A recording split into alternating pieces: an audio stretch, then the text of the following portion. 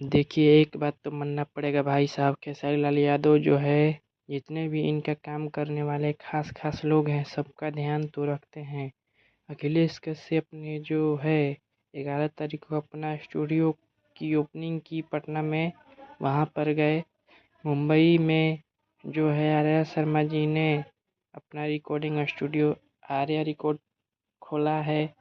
Total movie का post production का काम यहाँ किया जाएगा। मूवी बनाइए, यहाँ आके एडिट कर लीजिए, उसमें गाना गा लीजिए, म्यूजिक डाल लीजिए, जो करना है सब कुछ कर लीजिए। वो जो स्टूडियो बनाए हैं 50 लाख के लागत में, आर्या शर्मा ने वहाँ पर भी गए।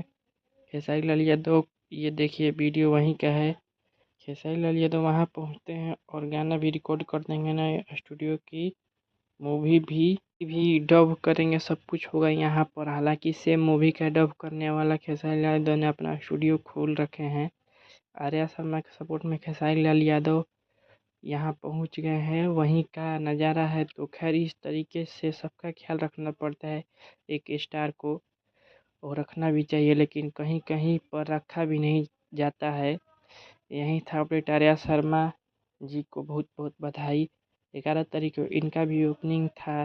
11 तारीख को पटना में थे खेसारी जी। तो आप सभी लोग से हाथ जोड़ के विनती है, आप सब चैनल को सब्सक्राइब कर सकते हैं आगे की अपडेट के लिए। धन्यवाद। जय हिंद, जय भोजपुरी।